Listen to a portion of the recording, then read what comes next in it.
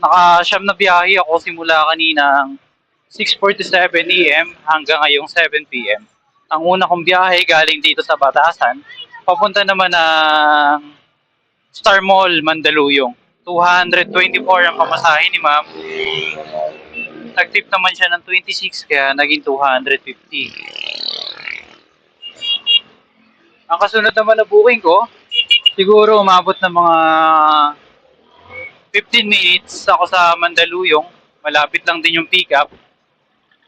Papunta naman ng Novaliches. Galing na Mandaluyong, papunta naman ng Novaliches. 275 ang pamasahe ni sir. Pagdating ko ng Novaliches, umabot siguro ako ng mga 30 to 40 minutes bago ako ulit nakakuha ng booking. Papunta naman ng Project 8. 99, nag-tip siya ng 51 kaya naging 150. Pagdating ko ng Project 8, siguro mga 20 minutes ako sa Project 8. Pinasukan naman ako ng booking. Galing Project 8, papunta naman ng South Caloocan. 114 ang pamasahe ni sir, binayaran naman ako ng 115. Ang kasunod naman na booking ko, umabot ng mga siguro 25 to 30 minutes ako sa Caloocan. Nakakuha naman ako ng booking. Galing ng Caloocan, papunta naman ng Sampaloc. 86 naman ang pamasahe ni sir. Nag-tip naman siya ng 64 kaya naging 150. Ang kasunod naman na booking ko, galing ng Sampaloc, papunta naman ng Bacoor, Cavite. SM Bacoor. 403 ang pamasahe ni sir.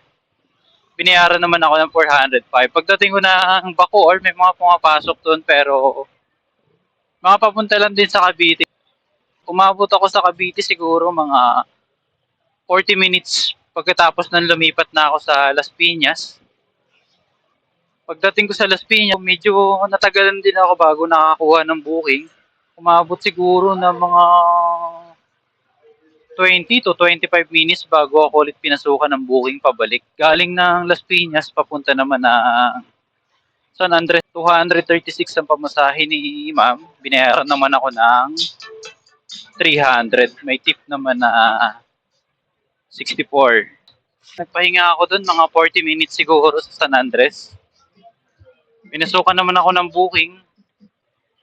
Galing ng San Andres, papunta naman dito sa Katipunan sa Quezon. 132 ang pamasahe ni ma'am. Nag-tip siya ng 68 kaya naging 200. Pagdating ko ng Katipunan, naghintay ako ng booking pa uwi. Umabot ako ng mga 1 oras bago nakakuha ulit ng booking.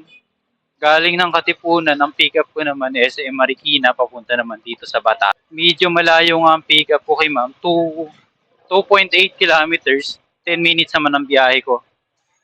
133 naman ang pamasahe ni ma'am, binayaran ako ng 150.